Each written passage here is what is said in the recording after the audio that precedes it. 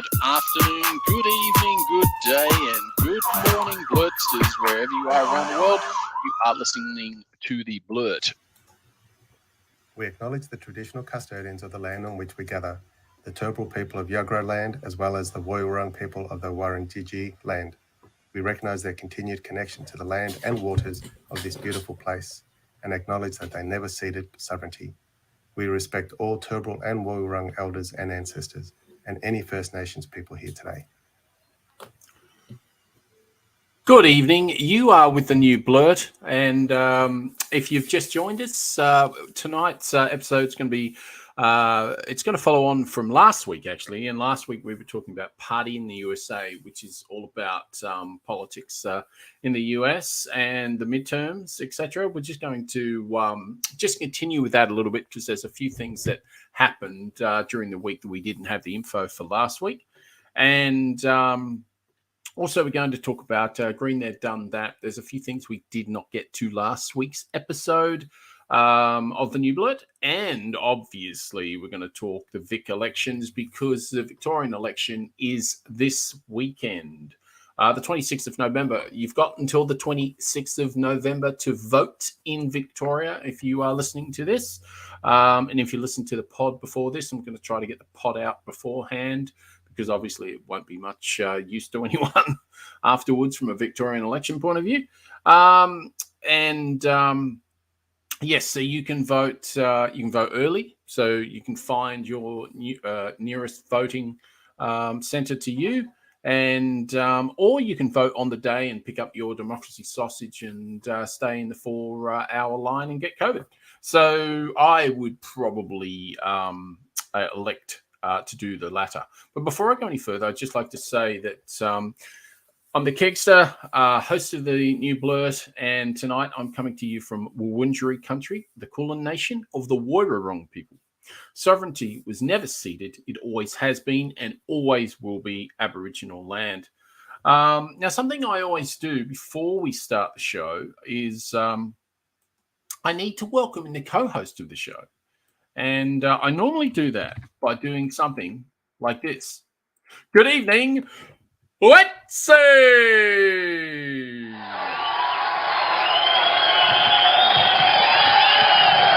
Thank you, myself. Thank you, myself. Great to be here again. I'm really not sure what's happening tonight. I'm not seeing a lot of good good connection. Right. I don't know. I'm not sure what's happening. I'm on a good connection. I should have a good connection. But yeah, but I'm thinking this isn't. I mean, it never affects it when it's on the pod, but you know, it's just if you watch the video, it's a little bit crap, to be honest. Yeah. Well, if anyone is watching or listening out there on the YouTubes or Twitter, let us know, because I'd be curious to know. Yeah, I don't know what's how this is going across at the moment, but enough of that. How are you, my friend? Good evening. Good to see you again. Yeah, doing well. Getting ready for our holiday, which is coming up very, very quickly. Yes. You're off to Nam. Off to Nam, that's right, Vietnam, on Sunday week. Looking forward to it. Can't wait. That's nuts. So we're going to have you live from Nam for a couple of weeks before Christmas, yeah? For 4 weeks, yes. Well, we probably won't do 4 weeks. We won't go right up to Christmas, I would have thought. No, I guess we won't. But yeah, probably 2 weeks, 2 or 3 weeks. Yeah. So that should be interesting because you hopefully well, have you worked out sort of what time zone or what time frame I need to do the show in, or you need to be awake for, or what's the I know there's a 4-hour difference, so okay. I'll be telecasting in late afternoon while you'll be in the evening, I guess. So okay, yeah. Cool. So you'll be having your pho, probably. Yes, most likely a pho of some sort, or a hot pot, or seafood, or who knows. Foot massage. I might telecast live from a foot massage.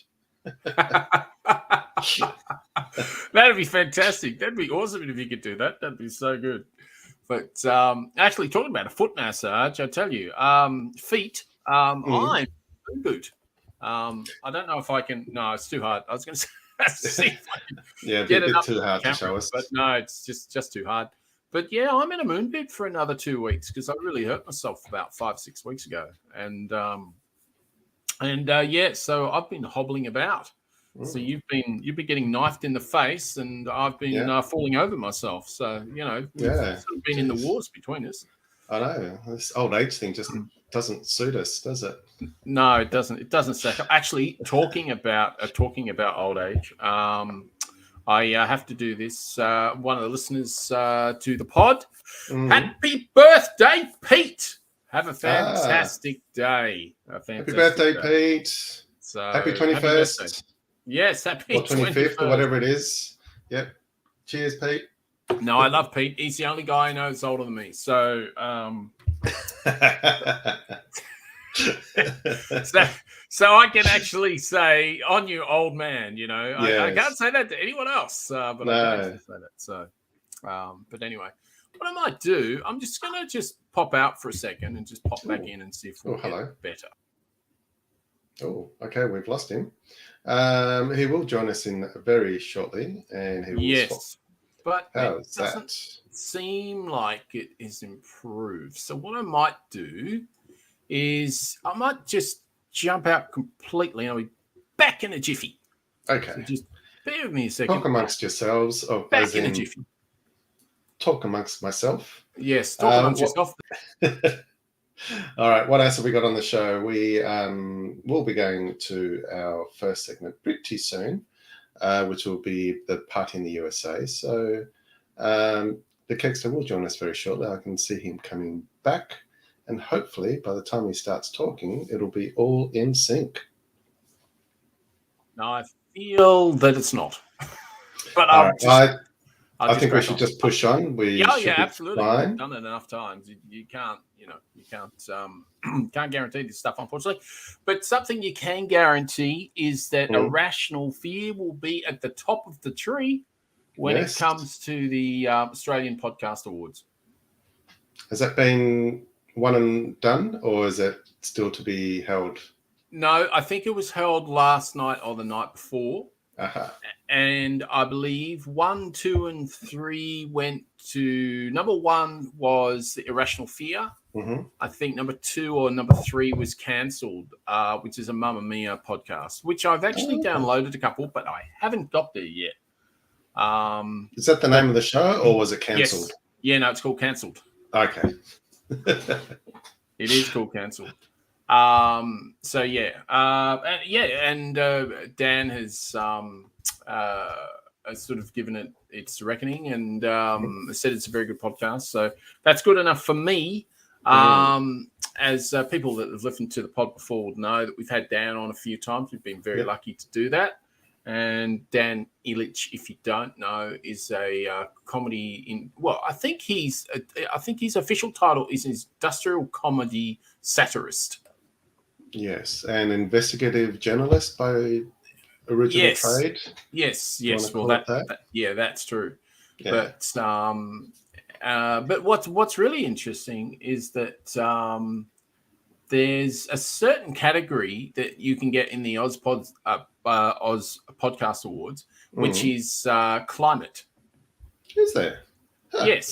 Yes. So doing your bit for the climate in your podcast awards.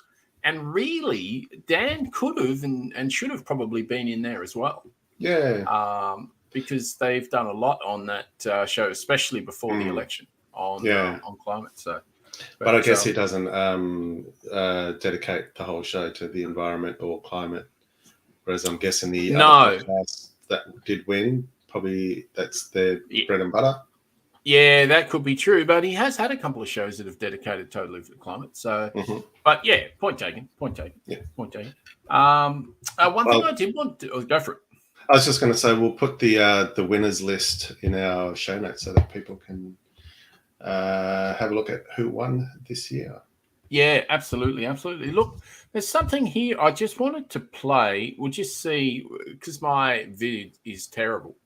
We'll just see if it works. If it doesn't work, I'll just tell you what it's about, and I'll tell you really quickly, and then I'll explain to you why I'm playing it. So Just see if it works. Okay. It may not, as I say, because my internet's so disgraceful.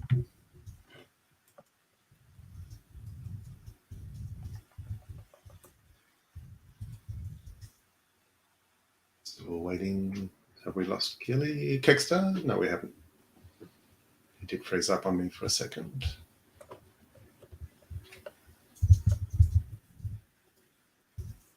We're supposed to be having audio, Kegsta. Yeah, I know what's happening. Okay. I know exactly what's happening. Oh, you haven't shared your screen. No, I haven't, because I've come back in again, Yes. so I have to do it all Rookie again. mistake after 104 episodes. My goodness. You're not wrong. You are not wrong. You are not wrong. So just see if this works. It should. But now it's 2022, and you've signed a reported Can you hear that? Yes, I can now. Yeah. Yeah. £10 million deal with Qatar to be their ambassador during the FIFA.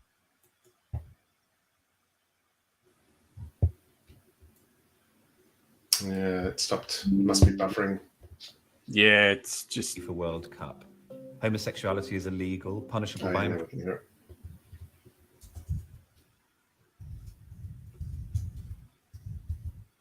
imprisonment, and if you're Muslim, possibly even death. yeah. Okay, so this guy Joe Lycett is a comedian. Who, British? Yes, British, and just happens to be gay. And that in this particular point, that's important because of the stance that he's taking.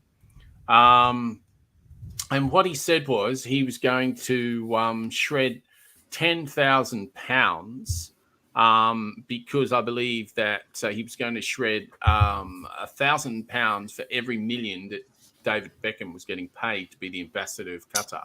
Right. Now, he didn't do that, but what he did as a stunt was he put £10,000 into a shredder, and then out of it came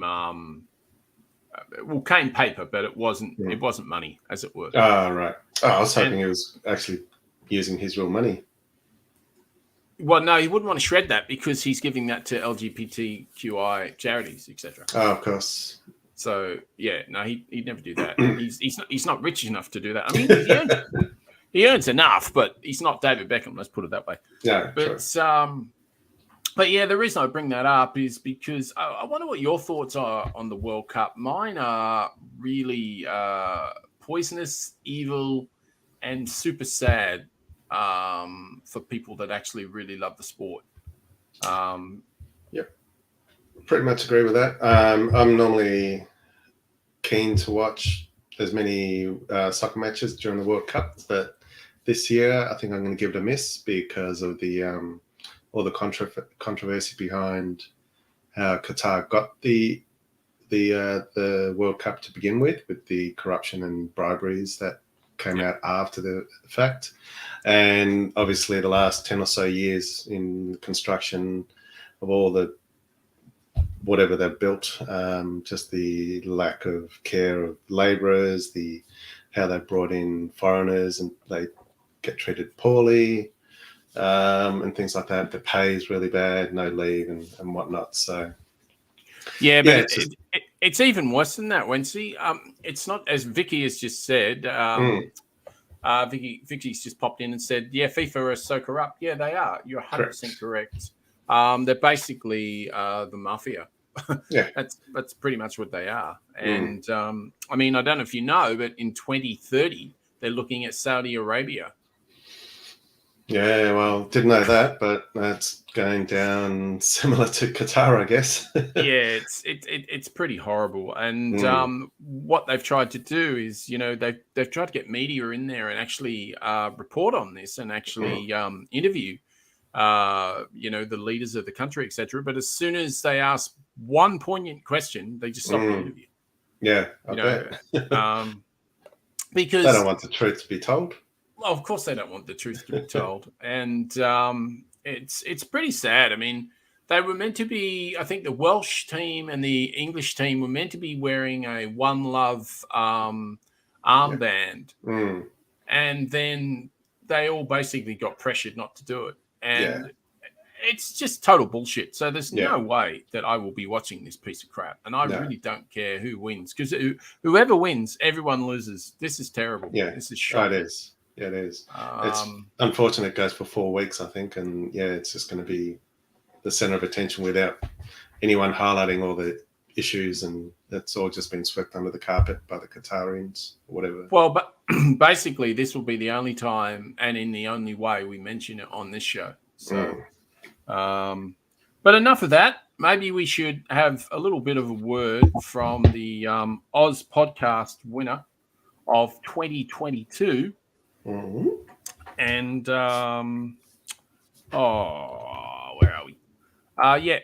Oz podcast winner of 2022, and then we'll go straight into Pardon USA. Yes.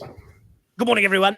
There are very few broadcasters I can hold myself up to that are equal, if not more exemplary than myself. And I just want a big shout out to the new Blurt. The new Blurt. Oh, they are fantastic, such wonderful voices. Never before would you as an audience be so enthralled, and not only enthralled, but also informed with the news of the day, thanks to the new Blurt. Oh, Blurt. Sounds like my latest diagnosis. Oh, God. Oh, God. Here at Australian Digital Holding, ADH, don't ask me what it stands for, we love the new Blurt.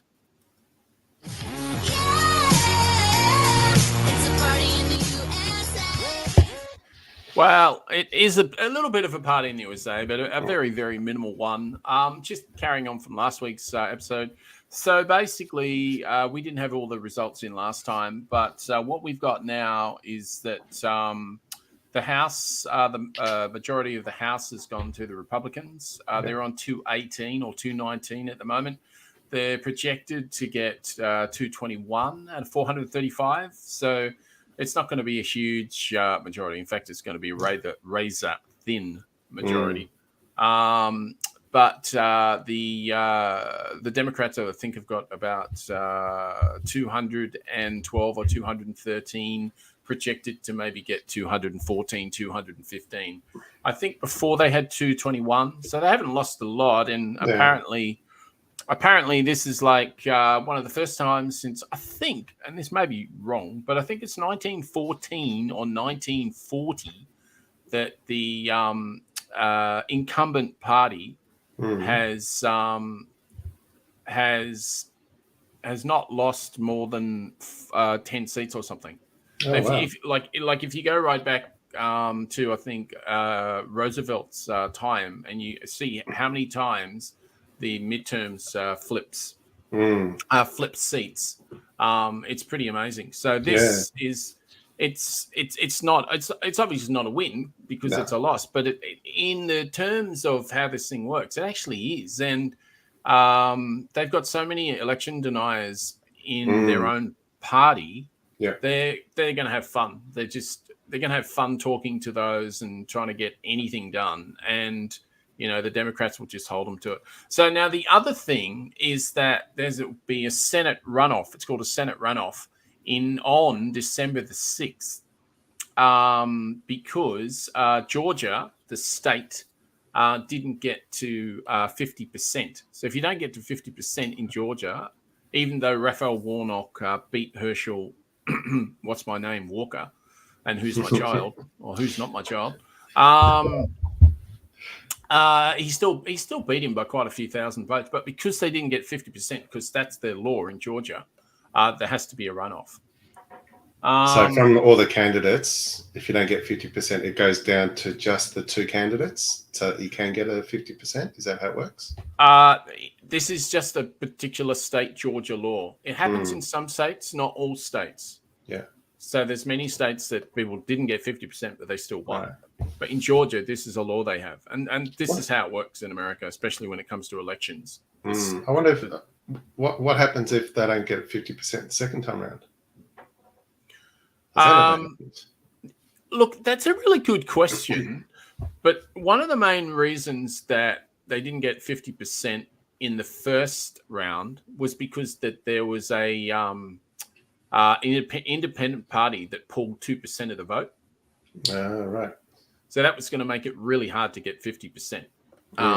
because you had to get, obviously, I don't know, 54% or whatever it was,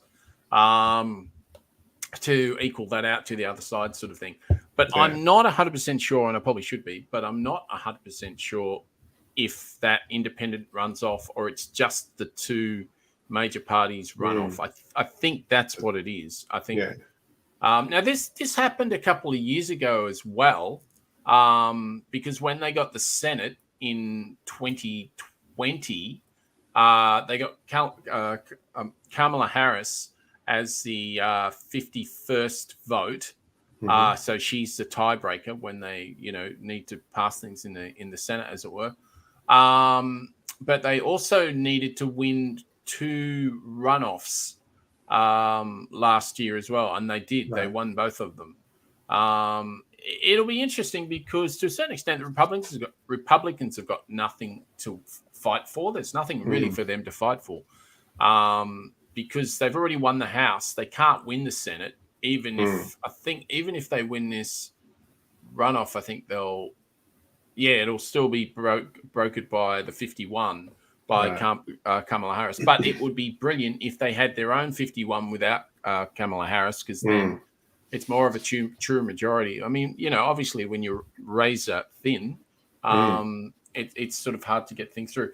But the differences are that if Republicans try to make some sort of legislation in the House because they've got a majority, Biden can veto it like Trump did. Often. Right. I don't remember that. Yeah. No, if somebody came through that he didn't like, he just went, no, I didn't like it. It's not happening. So Biden can do the same. But also, as Michael Moore was pointing out, they've got a lame duck period of 40 days, which basically means before the next House takes over. And I think that's in January, as it were. So as he was saying, there's so many things that they could still get passed in 40 days, because in the next 40 days, they've still got the majority in the House and they've still got the majority in Senate. Yeah, so if they just got their arse in gear, they could really honestly get some things done just before they lose that. But yeah, no, it's been fun over there, but there has been some really interesting things happen. So Michigan, for the first time, oh, gee whiz! I wish I knew what the date was, but it is particularly historic in that it's the first time. I don't know how many years, but we are talking many. And if I can find the actual amount, I will put it in the show notes. But it is the historical win. Anyway, Michigan has gone. The state has gone Democratic. Governor went Democratic. And I think the Senate went Democratic as well. Oh, right. So all 3 levels. Yeah, really high levels that, make the laws, pass the laws, and elect the people. Yeah, absolutely. And can really really push change and, can really create change. Awesome. You need those levels of parliament. So apparently there was, I think, 4 states in particular that went completely Democratic, and that's sort of moderately unheard of. They normally have like a Republican in one of those hierarchies. Yeah. But no, they were swept out. So it's a blue state, complete. Yeah. And that's obviously yet to be seen if that's a great thing or not a great thing. But I would have thought for Michigan, especially the choices they had, that was a particularly good win, and they'd be happy about it. I've got a little bit of information here, and I won't get too much further because we sort of talked about things last week. I'm just trying to find what have we got. So Democrats held on to Arizona, Nevada, and they flipped Pennsylvania to clinch control of the Senate. So flipping Pennsylvania was a really big one, and that was John Fetterman, who we were talking about last week. Oh, that's right, yes. And the controversy about that poor guy, he had a stroke during his campaign. Oh, right. And yeah, absolutely. And it made a real difference when he did his debates, etc. And he had to have a like an electronic sort of reading machine where he could sort of keep up with the for the debate. It was really hard, Wow. really difficult, and the debate was just really unfair because of that reason. But it's nice to know that even though he had that disability, i.e. he had a stroke, and they said he'd make a full recovery, but obviously it's going to take a while. Yeah. That people still voted for him like there was no tomorrow. He absolutely killed the other guy. So Killed him, literally. Well, not by a heart attack, I assume. no. Well, that was Dr. Mehmet Oz. That was Trump's. Right. Yeah, that was Trump's guy. Yeah. So if I can, what I'll do, because this is quite nice, I'm just going to pop this up. There you go. So that's what it's looking like at the moment. Right. That's the Senate. Yeah. So that's the Senate at the moment, I think. What's the yellow color? What does that represent? Oh yeah, Georgia. So that's the runoff. That's the runoff. Yeah. Okay. Yeah, that's the runoff. So what are we looking at? 1, 2, 3, 4, 5, 6, 7, 8, 9, 10, 11, 12, 13, 14, 15. Can't. What is that? Sorry, what am I showing? I apologize. What am I showing there? Who's running the Senate? Yeah, this must be, I don't know. Maybe this is, I know it's not old, but I'm not, yeah, but it doesn't make sense. Okay, what we'll do, we'll just go to, yeah, okay. Because last I heard, yeah, like you said, they had confirmed 50 seats. Yeah. Yeah, absolutely. Yeah, no, that's 100% true. So this might be just a little bit old that I'm looking at, but this is Politico. They might not have updated it since, but as you can see, Raphael Warnock has got 49.4. So he's almost a percentage above Walker. Now, percentage isn't a lot, but there's a shitload of people in Georgia because Atlanta, Georgia is a pretty damn big, big city. Is it? Yeah. Right. So that 1% is actually quite a lot of people. And that's the 2% that I was telling you about. Yeah. So I think when they do a runoff, that's why they've got it like this. So I'm assuming that'll be between the two. Yeah, I think so, yeah, because they've highlighted the two, so it looks like it'll just be those two. As you can see from that as well, Kelly killed Masters. Masters was another one of Trump's picks, election denier, a bit of a nut job, etc., etc. Yeah. So that was a good one. This guy here, Laxalt, another one, another election denier. So yep, good to see him go. I think that was a flip actually, Nevada. It might have been a keep. I'm not sure, but I know they were concerned about it. But Fetterman, as you can see, that is a pretty big gap. That's like what, nearly 6%. 6%, which is huge.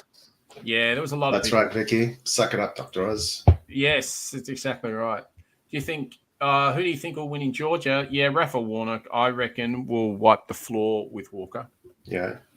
Because I think that all of the Democrats will come out to vote. Now, that's another thing I wanted to talk about here, just for 2 seconds, and it's really important to do so, because so many of the pundits got this wrong, and that includes Chaz Licciardello on the PEP podcast. Fantastic podcast. We've had Dr. David Smith on from him before, but Chaz got it wrong badly. And the reason he got it wrong badly is because he was following the polls. He was listening to the polls. And many of the polls were partisan. Many of the polls were Republican. And they were basically messing the waters with what real poll facts were. So I listened to someone who was on the ground. And Michael Moore was on the ground. And he was talking to lots and lots of people. And so that made a huge difference, I think, for the information that I was getting. And there was another guy that I came across, a data cruncher called C. Boozy, and he's on the Love the name. Yeah, absolutely. And that's what he is. He's a data cruncher, and he actually had a survey go out to say, "Do you want me to create the next Twitter?" I.e., he's got that software ability to do that sort of thing. Anyway, he was pumping these numbers through the whole time, and he said, They won't lose the House, but if they do lose the House, it will only be by 3 or 4 seats. And he's pretty much spot on that. Pretty close. And then, he said, yeah. And he said they'll definitely win the Senate. He said they'll win the Senate by 1 or 2 seats. And it looks like he'll be right. So I wanted to just give a shout out to him and admonishment to Chaz. who is brilliant. Don't get me wrong, he's fantastic. But I didn't believe what he was saying, and I was very happy that I didn't. And he thought that John Fetterman would lose as well. Yes, he thought John Fetterman would lose as well. But Dr. David Smith had said that he didn't think that the debate will have any effect on any of the voters who'd already voted. So I think he was sort of more on the money. But yeah, your question, who do I think will win Georgia? Yeah, I think Raphael Warnock will run away with it because basically they've got nothing else to do but look at that one state. And sorry, and I haven't mentioned it yet, but abortion, one of the reasons that some of those Democrats won because on the actual Senate ticket, on the ballot ticket, when you vote, there was a question that talked about abortion. And there was many of the states and some red ones as well that actually voted against against not having abortion rights. So you're saying on the ballot paper where you vote for the people, they have political messages on there. Yes, they're able to add. They do. Yeah, they have certain. Wow. So there were certain states that had certain questions on marijuana usage, and should it be legalized? They had ones on abortion. Some had ones on gun control. And Michigan was a really, really interesting thing about Michigan. One is Michael Moore comes from Michigan. Oh, does he? He does indeed. And he said what was going to happen in Michigan, and he was pretty much spot on. And the reason he said that is because he believed in everything that he had seen, etc., that abortion was going to be a huge issue. Yeah. But what happened as it was starting was that, as the election was sort of starting, all these polls were coming through saying that crime is 40% and people are, more interested in inflation, et cetera, but Michael had said all the time, women aren't just going to totally forget about their bodily rights. Correct. Just because it's costing a bit more for milk at the moment, or a little bit more at the tank or whatever. I mean, that's far, far more important. So, and it definitely turned out that way. So I just wanted to mention that. And the other reason I mentioned that is because Walker apparently has aborted, I don't know, I think he's aborted 2 kids or something. He doesn't doesn't know half of who his other kids are. Right. The kid he actually does have hates him. He hates him. He's gay, and he said that he said, whatever you do, don't vote for my dad, et cetera, et cetera. He's never been any good to the family, blah, blah, blah, blah, blah. He's been coming out against him all the time. For a while. Absolutely. Wow. And, so that's why I think Raphael Warnock will romp it in, to be honest. I mean, I cannot see because the other thing is he's a Trump card, if you like. He's a Trump candidate. Yeah. And there's quite a few in the Republican Party now that are coming out against Trump. It's taken them long enough, but they are actually coming out openly and saying we've got to get away from this. So without the red wave that was predicted, I guess that's the thing that's facing the Republican Party now is Trump a liability because it didn't go the way everyone expected. I think it was either Pompeo or Chris Christie, who are very hardcore Republicans that couldn't get more Republican than that. One of them said that Trump said we were going to get sick of winning, and he said, "Well, I'm sick of losing." Yes, I did hear that quote. Hopefully, that's a good sign that someone's going to take Trump's place, and it could be that. What's that guy's name? Ron DeSantis. Yeah, but he's a shocker. as I've said before, he's an absolute shocker. And the worst thing about him is that he's more competent than Trump. That's the problem. Yeah. So people might see the competence sort of, across the nation. Although I'm not sure because I'm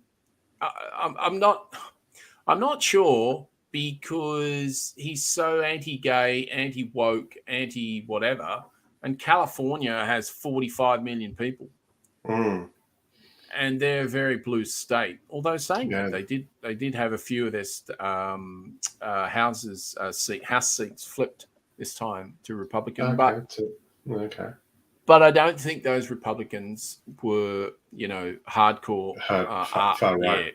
Yeah. No, they weren't far right Republicans. They were proper. Just I disagree with your politics, Republicans, which is absolutely fine. Yeah, if we had more of that, I think America would be a lot better respected. I think. Yeah, without a shadow of a doubt. Yes. But I'll tell you someone who is respected. Hey, this is Hannah Melville Ray from the Australia Institute. I'm listening to the new Blurt with Wencee and the Kegsta, and you should be too. It's on Tuesday nights, live from around 8 p.m. Now, Hannah Melville Ray was one of our first people from the Australia Institute, and she talked all about climate with us. And next week, we'll be very lucky to have Saminthree from the Australian Institute. And hopefully we'll be talking all things COP27. So that should be pretty cool. So look out for that and tell your friends. And if you've got any questions out there about COP27 or anything else related to climate, let us know. Send them in. Yeah. Send them in. We can ask him. Yep. Send them in before the show. So, that'd be great. But these fires are certainly not a function of climate change. They're just a function of life in Australia. Why would a scientist want to change people's vote? I mean, this is you saw the spin over the past week as they drip-fed. A poll that came out last month which found 1 in 4 Americans is skeptical of all the effects of climate change and thinks this issue's been exaggerated. It's cold. You're listening to Green There, Done That on the new Blurt with Wencee and the Kegsta. You absolutely are. Yes. Should I go first with this one, I think?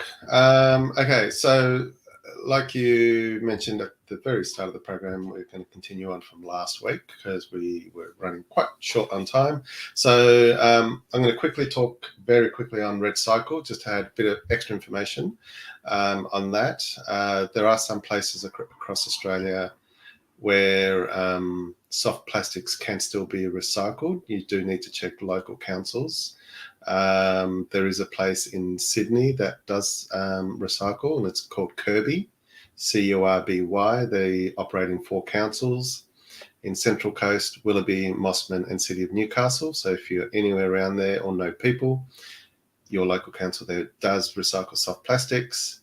And Australia is one of the worst, if not the leaders, in plastic usage. We use about 60 kilos per person per year on soft plastics, which is terrible. So that's all I wanted to say about that. To continue on from last week, the other topic I wanted to talk about in this that is terrible, isn't it?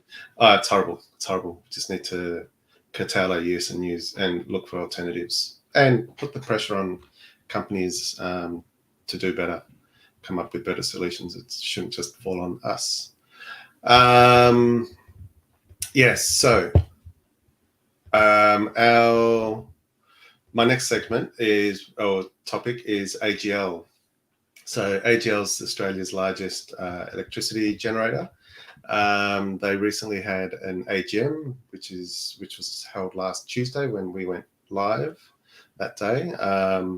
That is controlled. Well, I wouldn't say controlled, but Mike Cannon-Brooks, who's the co-founder of Atlassian, the Australian software as a service company, he owns about 11% of AGL shares. So despite that small number, he seems to have a bit of clout and power within the board. And he had nominated 4 new board directors 4 directors to be added to the board.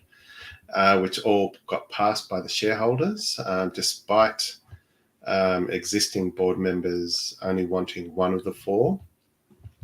So there's a mix of the four people that bring in different experiences. Mark Twiddell brings in a lot of customer-facing experience, as well as 30 years of experience in the international energy sector. So that aligns quite well with AGL. He was recently Director of Energy Programs at Tesla, obviously electric vehicles, so that's a positive. Kerry Schott is Chair of the New South Wales Net Zero Emissions and Clean Economy Board and Chair of the Carbon Market Institute. Got elected in. The third person of the four that Mike Cannon-Brookes nominated was Christine Holman. She is Chair of the Safety and Sustainability Committee at CSR and has a passion for sustainability and ESG, which is environmental, social and governance. So brings in good experience there. And the fourth person is John Pollers, who's Chancellor of Swinburne Uni in Melbourne and Chair of the Australian Financial Complaints Authority and Chair of Ending Loneliness Together. So he's had a big career in international career in consumer products, advanced manufacturing industries, as well as healthcare. So I guess slightly aligns with AGL, but obviously all four people bring in lots of experience with dealing with large corporations and things like that. So the overall board hopefully now means, well, with that breadth of experience with the existing board members, they've all committed to close their coal-fired power stations by 2035, which is about 10 years earlier than they had wanted. But in the process, they'll build extra renewable generation over the coming years, which hopefully will mean that the AGL will start bringing in profits because they've lost about 75% in shares over the last 5 years. So hopefully with all this, we'll get away from fossil fuels. So fingers crossed this all works. And that's my take on AGL and hopefully bringing some positive to our energy sector. The really clever thing about that, Wencee, is that he was able, unlike Musk, he was able to have so much influence on a fossil fuel polluting, planet destroying asset. Correct. Without buying it, without paying for it. Yes. And though he did try. He did try 6 months ago, which failed. Well, that's true, because they didn't want to take his bid, which was actually a really fair bid. But the interesting thing about this is that I think in 2015 or 2016, they actually had a CEO that was very climate friendly, and he understood what was happening and where the world was going. Could see the writing on the wall. Yeah, but a genius, magnificent treasurer at the time, Leidenberg, he forced him out, and then he got a more fossil fuel friendly CEO in, and so they kept going the way they were going. So this could have been, sorted 7 years ago, or what are we in 20? Yeah, 7 years ago we could have been in a much better place. This is again, it all comes back to this just rubbish party. Just, I don't know. They just don't get what's happening to the world. I mean, see what's happening to the Solomon Islands today. It just had a 7-point-something earthquake. Indonesia's just had a 5.6. I mean, I know these things happened before, but gee whiz, we can see the writings on the wall. You don't have to be a genius. Exactly. And especially if we're getting tsunamis and if the oceans keep rising like they are. Yeah, these shallow nations are just going to get gobbled up real quick. The sooner we make change, the better. Absolutely. Sure. Absolutely. Now, I just wanted to mention that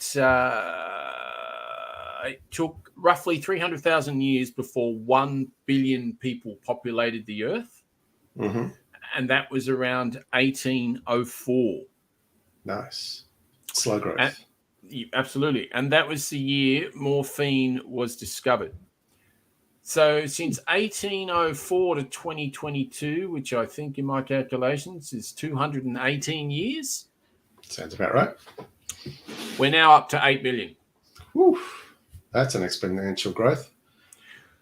So 1804, 1,804 years to get to 1 billion.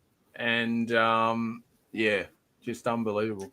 And then now 200 and something, another 7 billion. And they say that they think in 2050, I think, it's going to be somewhere around the 10 billion. 10 billion, mark. yeah. And my question is, as my question always is, how the hell are we going to feed all these people? And what are we going to feed them on? Because we don't even know what the climate's going to be doing. We don't know what they're growing. Exactly. It's like, I don't know what plans are being made. I'm not sure. I don't know. I'm not, obviously not party to that. But yeah, it's. I think part of the problem is if we can control our food wastage, we could probably sustain that number of people. Obviously, the weather patterns is really stuffing us around with what we can grow and where. Warmer climate, fruit and veg can now probably be grown in what used to be cold climate.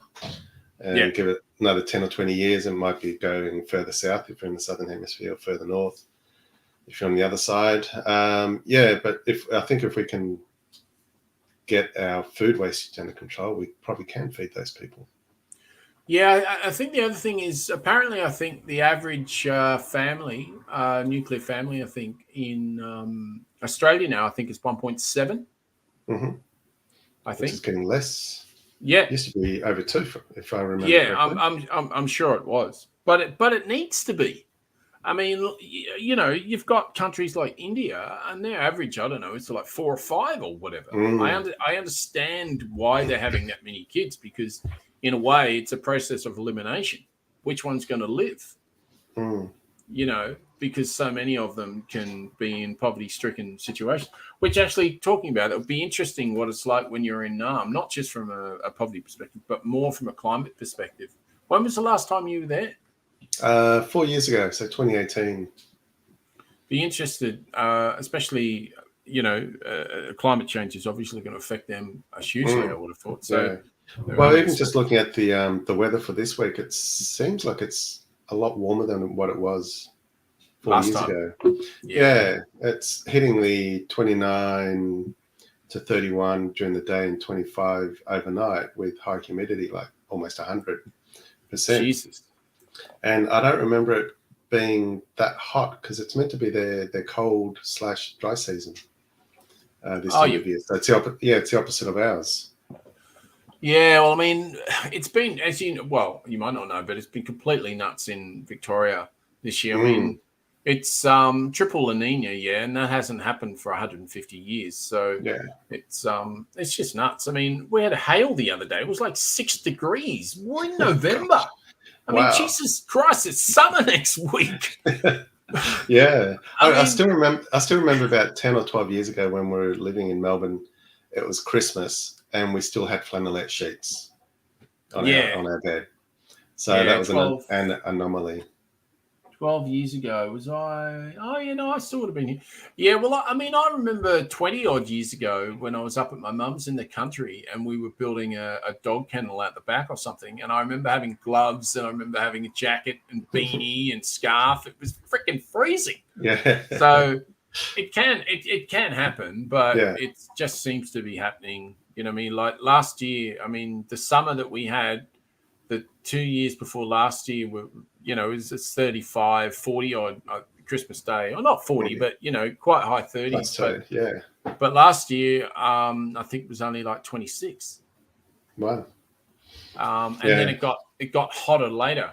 Like it got hotter into March and the start of April. So it's Which is obviously bad when you're growing vegetables and fruit and all those sort of things, because you have your timings of when these things happen. So, it just stuffs everything up completely. Yeah. And then when it's not raining, we've got droughts. So it's just really just all over the place. It is all over the place. Talking about all over the place, we'll go into what's happening in Victoria with the election this weekend. Oh, crazy stuff there. On.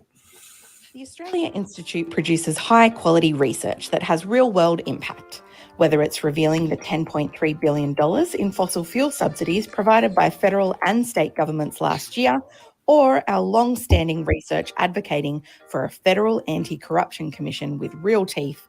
We change minds. To donate, head on over to australiainstitute.org.au.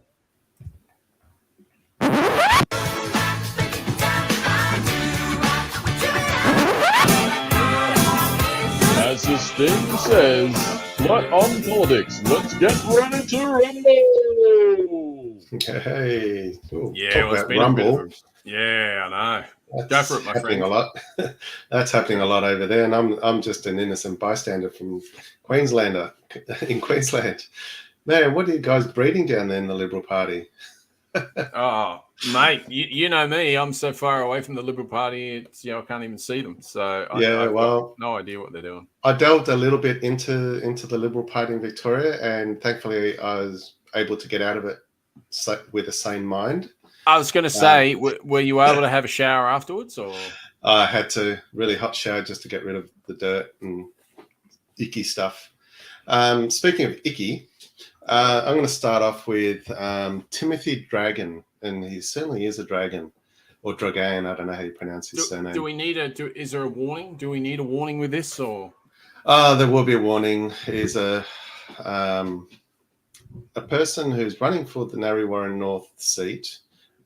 He lives in Berwick, which is adjacent to Narre Warren, or pretty close. He was caught on an audio recording at one of the polling booths earlier this week. I'm just going to have a play of what he... Okay. Let me know if you don't hear this. Is it? It's right here. Okay, here we go. No, I don't agree, because we won this land fair and square. It's like telling Britain, give the land back to the Vikings and the Vikings back to the Romans. And same with Romania. Or tell Remain to give Transylvania back to the Hungarians. Like, come on, man. It's bold. Sorry, it's absolutely Hope you can hear this. A baby is not a developed human. So, where's the consistency of the argument? Why is it the passage through the vagina the reason why you can't and can't do that? You know what I'm saying? What makes the vagina's trajectory so special? Yeah. The magical dignity of it. Yeah. I don't believe it's, inappropriate statistics as just because you got it right or wrong. But, 97% of biologists, that's 5,000. Horrible stuff you're saying. Oh, I can hear it. You can? I can. Good. Oh, yeah. I don't know if I should keep playing it because it goes for another half a minute. But Yeah, no, that's enough. That's enough.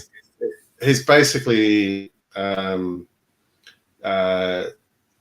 saying that the First Nations people do not deserve a treaty, that they don't count, and it's now history. They don't deserve anything. I also heard they fought for the land and won it fair and square. Fair and square, exactly. We won this land fair and square. It's like telling Britain to give the land back to the Vikings. Guy's a fucking idiot. Yeah, he sure is. Has he ever has he read any history? Can he read? The only reason he talks about vaginas is because that's probably the closest he's ever going to get to one. The guy's just a fuck knuckle. Seriously. Apologies for all those people who don't speak French around here. But yes, I've just had enough. This is just it's just terrible. And the worst part of it all, he's only 26. He's young. Well, go back in your box and learn something, dickhead. Exactly. Piss off. The other worst part is that the Liberal Party are still going to endorse him and haven't backed away from what he said. So they haven't disendorsed him. That's what you're saying. They haven't disendorsed him. Timothy did apologise, but what he said you can't take back because you weren't saying it as a joke. You weren't saying it to rile someone up. It just sounded like that's what you're passionate and believe in. So Let's hope he doesn't get into Parliament. A horrible, very, very stupid little man.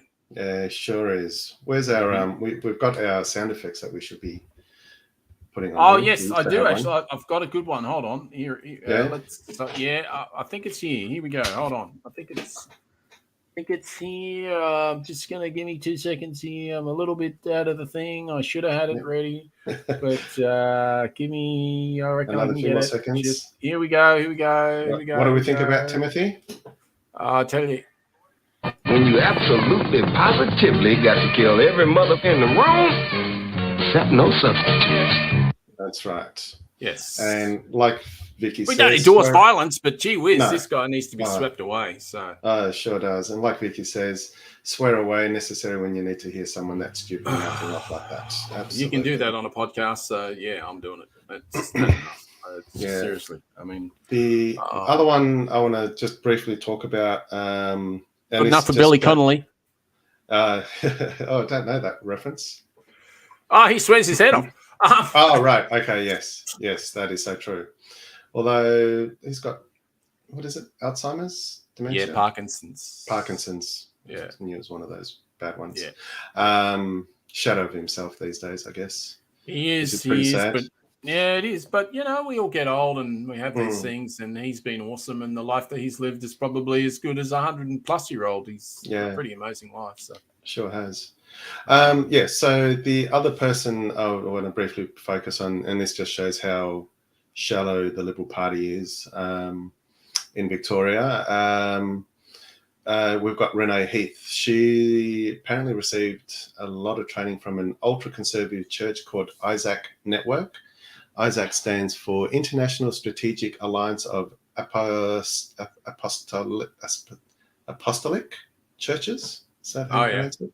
Yeah, that'll some ultra right-wing Christian church. Yeah. A recent media revelation alleges that the members of her church, not her church, of that church, no, I was right.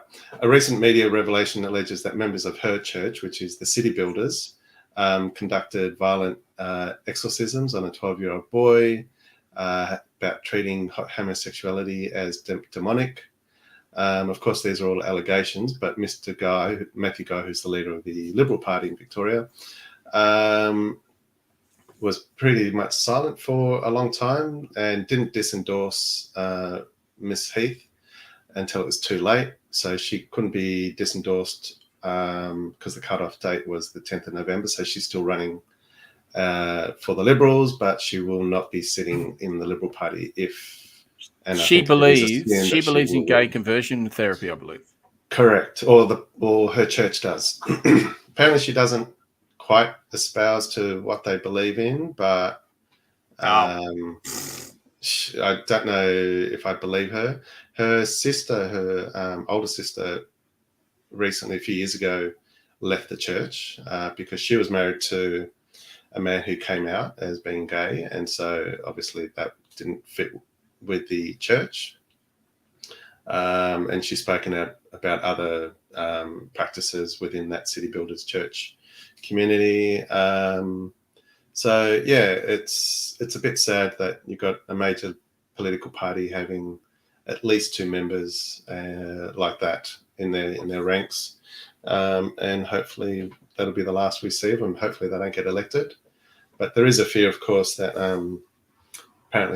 allegedly that City Builders and other churches are trying to infiltrate the Liberal Party in Victoria with their ultra-right conservative views, which we know where that goes. It just doesn't really lead to good things in this country. We've had a number of years with rubbish views, and hopefully we won't see any more of it. But well, I mean, when you've got your leader of your country being an evangelist for bloody Hillsong, I mean, seriously.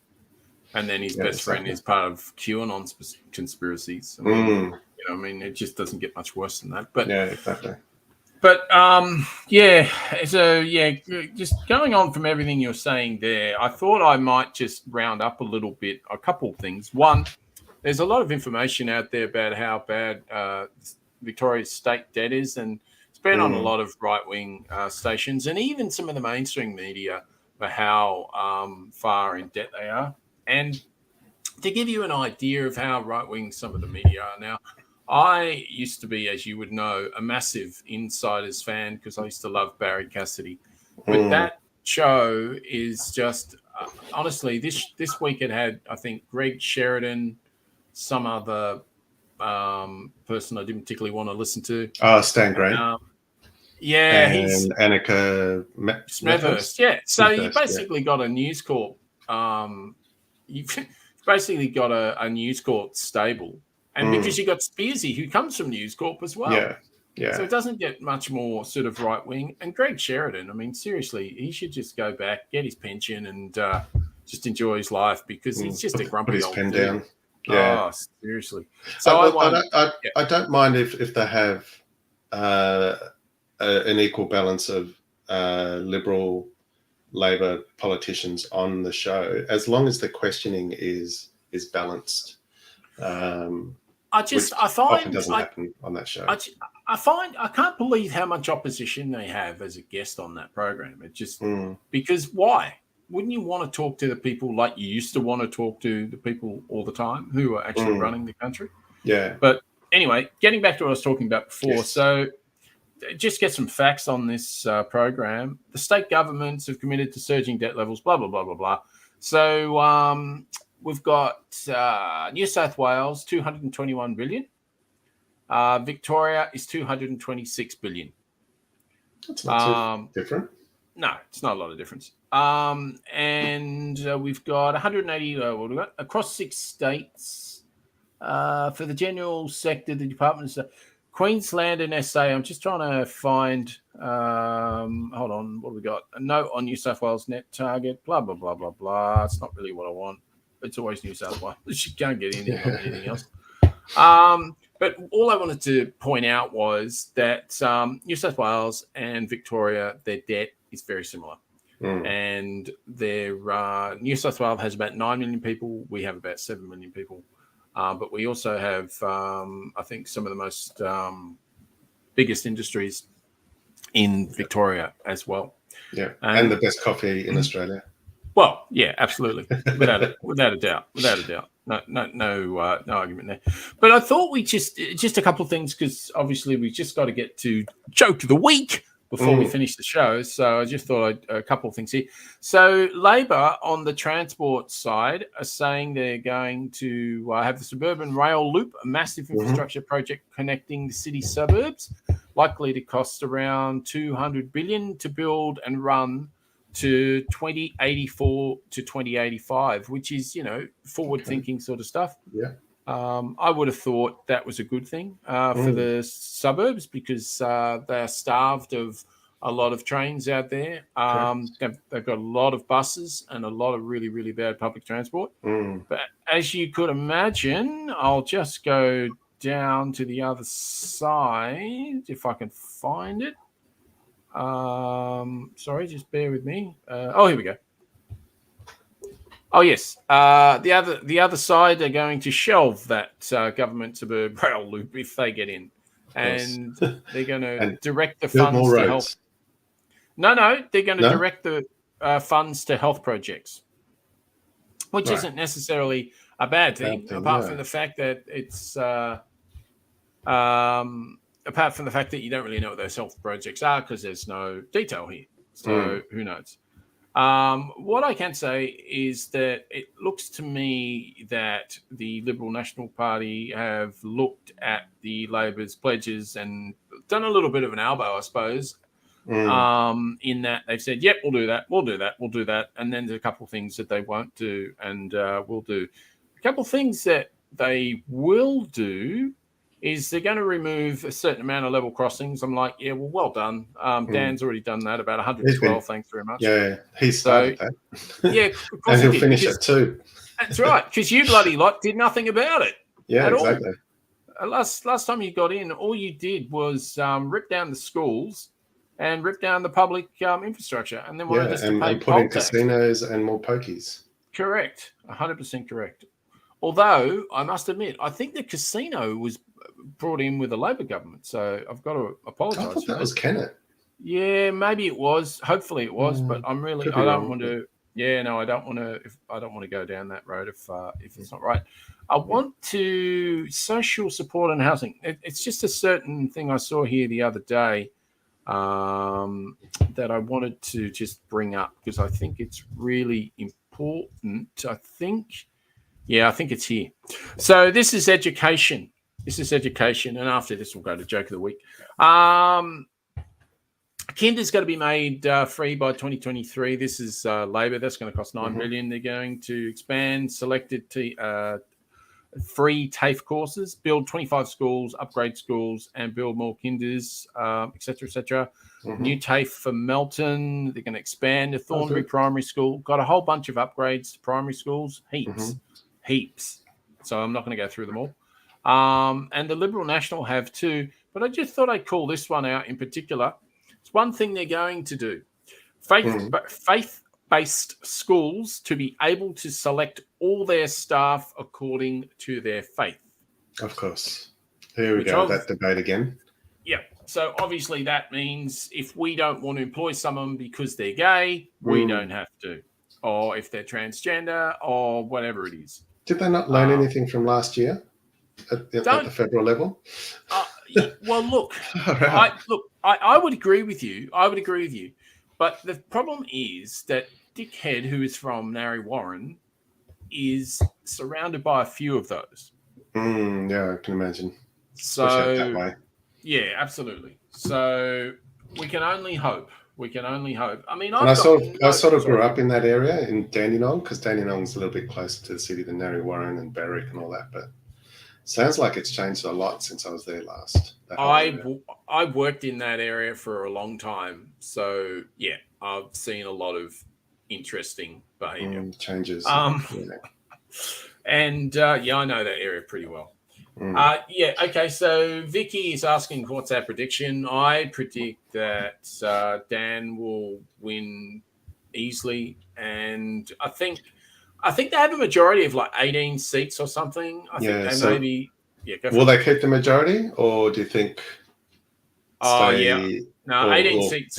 18 seats. I mean, Dan's got 1 million followers, right?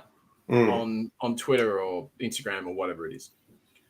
So just from saying that, I just don't think there's enough people that hate him as much as the media portray that they do.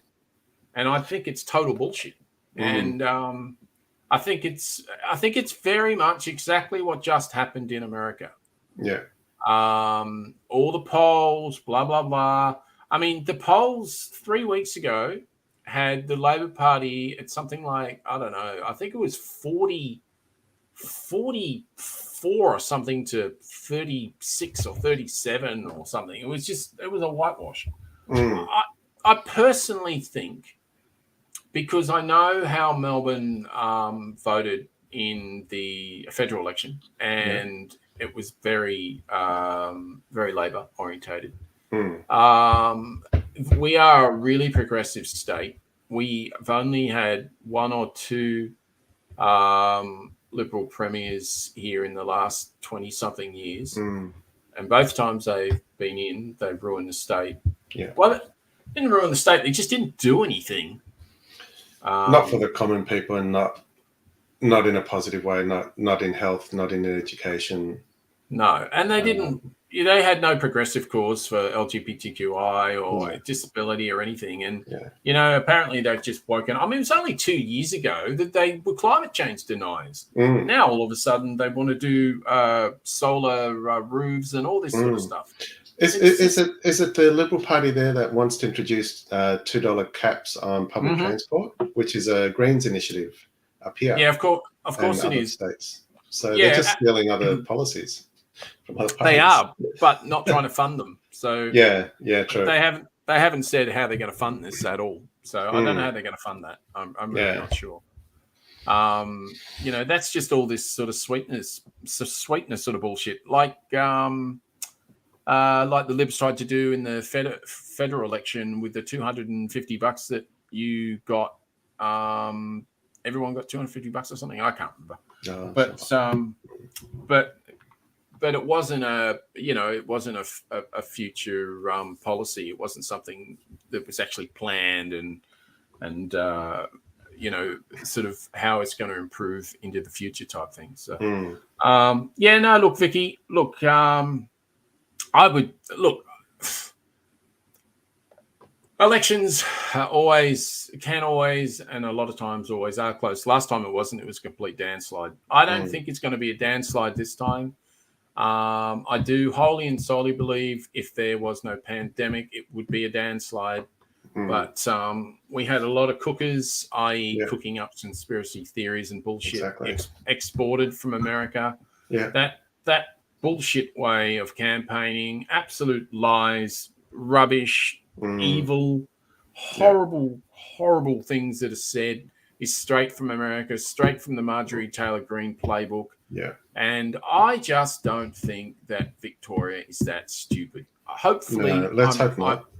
Hopefully I'm right. I don't know. I really hope so. But don't forget, we haven't talked about the teal independents that are running, that some of them may take away from either party. So and I wonder which way their preferences are running as well. I don't know how that's going. I'm making the assumption that Greens are preferencing Labor, but I don't know. I'm making the assumption that Fiona Patten of the Reason Party, formerly the Sex Party, that's right. Yeah, will preference Labor as well. I would think. Fiona Patten's great, actually. She'd be a magnificent premier, to be honest. She's got some really good ideas. So yeah, she's really good. But so look, I'm a little bit scared. But I always am when an election comes around. But I would be really, really surprised if it lost. Yeah, I would be. I'd say I'd be shocked, to be honest. Unlikely, but we'll find out next podcast. We'll have all the results by then. Yes, we will have all and hopefully it's favourable. Yeah. My prediction is that Labor will lose a few seats, but they'll still maintain a decent majority, and hopefully a few teal independents will come in, and the Liberals will have the same or less than what they've got now. Yeah, and I think it's probably not a bad prediction, but I know they've got an 18-seat majority somewhere, so I think they'll probably, I don't know, I just got a feeling they may lose 10 of those or something. Oh, really? That much? Right. Okay. Maybe only because of the bullshit that I've heard as well. But I mean, it's just it's so right wing. It's just hard to know, So I know. I don't know. You don't get any real progressive polls out, as it were. No, not when you've got media that are one-sided. Well, very much so. I mean, you've got The Age, Costello, then you've got 9, 7, 10, if you like, bit to the ABC. Yeah, just need to balance it out with the Australian Institute surveys that they do. Yes, absolutely. And actually, and absolutely. Saying that, I wonder if the Australian Institute have done any work at all on that. Yeah. Do they do anything at the state level? They usually do things at the federal level. That's true. That's true, but I wonder if because it is an important election, they do something. But enough of that. We'll find out, and we definitely need to go. So there's no doubt about that. Jokes. Let's finish off with some jokes because I've got a good one. Okay, let's crack on. All right, go for crack on. Alrighty. My joke. Let me get back to the. Hold on. All right. Before we do that, sorry, my bad. Yes. Okay. My bad. It's a long show, people, this week. You're very lucky. To make up for last week's. That's right. My brother-in-law was addicted to hokey pokey. It was a rough couple of years, but he turned himself around. Joke of the week. Alrighty. Your jokies, my friend. And we're off. Okay. A police officer knocked on my door this morning asking questions. Do the letters TG mean anything? He said. No, I said. What about RP? He asked. No, I said. How about AH, he asked. Look, I said, am I suspected of anything? No, sir, he replied. These are just initial inquiries.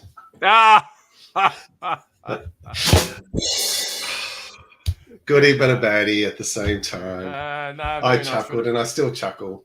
I got a couple, so I'll go one and then you can go your next one. No, that's my only one I had for this week. All right. I got a couple very fast.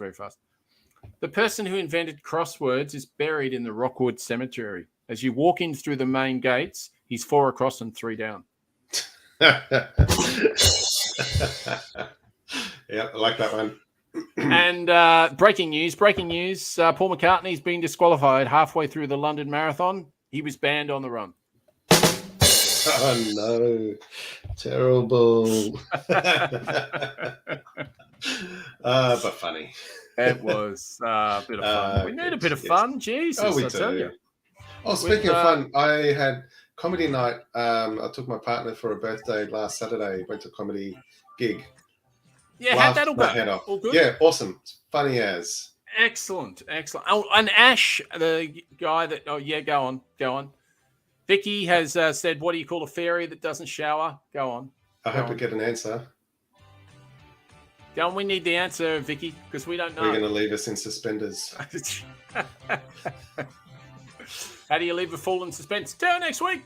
Well, if the answer comes in, we'll put it up on the. Here we go.